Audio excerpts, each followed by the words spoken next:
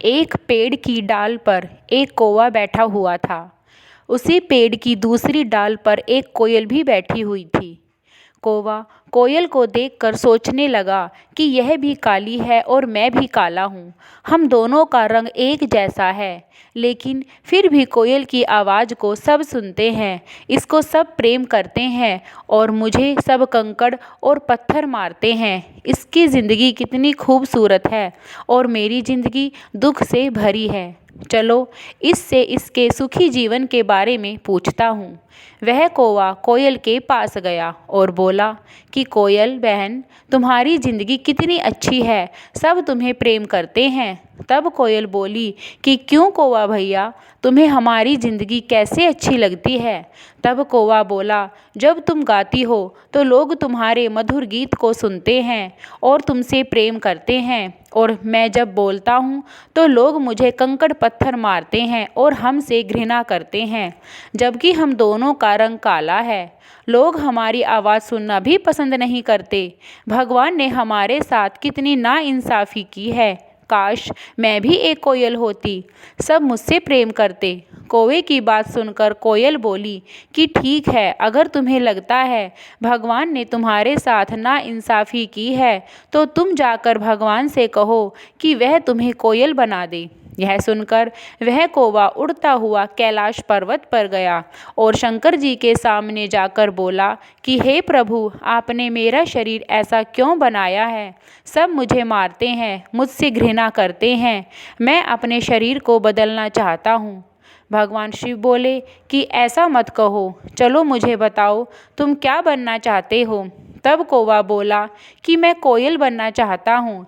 भगवान शिव बोले ठीक है, मैं तुम्हें कोयल बना दूंगा, पर पहले तुम कोयल से पूछ कर आओ कि कोयल को अपनी ज़िंदगी से कोई शिकायत तो नहीं है, वह अपनी ज़िंदगी में खुश है ना?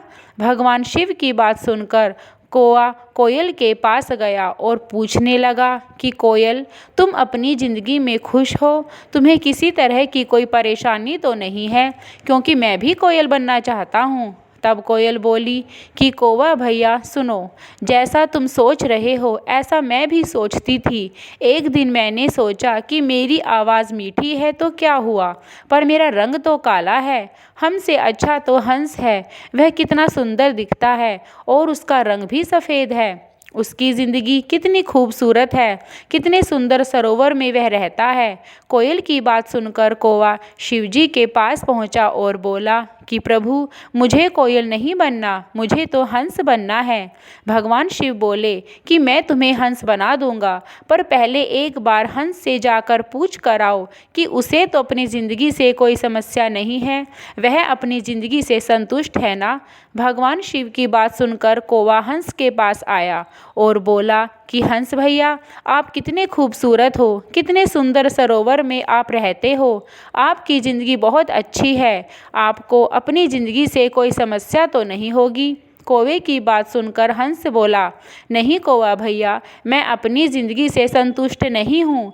मेरा रंग भगवान ने सफ़ेद कफन की तरह बनाया है और सारे दिन इस सरोवर में ही रहता हूँ। जब लोग मुझे देखने आते हैं तो मुझे कंकड़ पत्थर मार के उड़ाते हैं। हमसे अच्छा तो तोता है जो फलों के वृक्षों पर रहता है, मीठे मीठे फल खाता है और कितना सुंदर है देखने में। हंस की यह बात सुनकर कौवा भगवान शिव के पास गया और बोला कि हे प्रभु, मुझे तोता बना दो। तब भगवान शिव बोले, पहले एक बार जाकर तोते से पूछो कि क्या वह अपनी ज़िंदगी से संतुष्ट है। कौवा उड़कर तोते के पास पहुंचा और बोला कि तोता भैया, आप कितने सुंदर हो, मीठे मीठे फल खाते हो, जब आसमान में उड़ते हो कितने सुंदर लगते हो, आपसे सभी प्रेम करते हैं। कौवे की यह बात सुनकर तोता बोला, अरे भैया, क्या कह रहे हो? हमारा रंग तो हरा है, लेकिन मैं अपनी ज़िंदगी से खुश नहीं हूँ।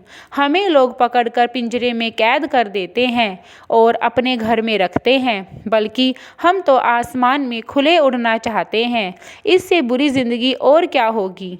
अरे हमसे तो अच्छी ज़िंदगी उस मोर की है जो देखने में कितना सुंदर है, कितना सुंदर नाचता है और राष्ट्रीय पक्षी भी है। तोते की यह बात सुनकर कौवा शिव शंकर के पास गया और बोला कि प्रभु, मुझे तोता नहीं बनना, बल्कि मुझे मोर बना दो। तब शंकर जी बोले कि ठीक है, मैं तुम्हें मोर बना दूंगा, पर पहले जाकर एक बार मोर से भी पूछ कर आओ कि क्या वह अपनी ज़िंदगी से संतुष्ट है, उसे तो कोई शिकायत नहीं है।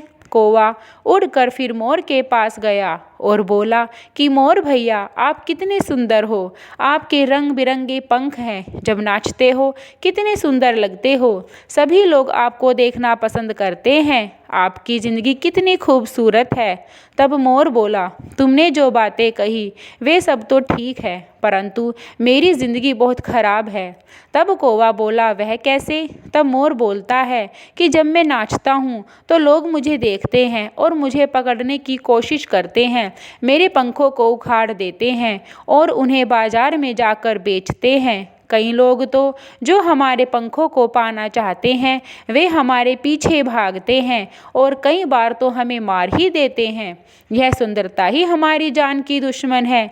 यदि मैं इतना सुंदर ना होता तो लोग ना तो हमारा पीछा करते और ना ही हमें मारते। पता नहीं भगवान ने मुझे ऐसा शरीर क्यों दिया। हमसे तो अच्छी तेरी ज़िंदगी है, तू स्वतंत्र रहता है, आज़ाद रहता है, कोई तुझे नहीं पकड़ता, तेरी ज़िंदगी सबसे अच्छी है और तू अपनी ज़िंदगी से परेशान हो रहा है। मोर की बात सुनकर कौवा बहुत कुछ समझ चुका था। वह भगवान शिव के पास गया और बोला कि प्रभु, मुझे मोर नहीं बनना, मुझे आपने जैसा बनाया है उसी से मैं संतुष्ट हूँ। वह शिव शंकर को प्रणाम करके चला आता है।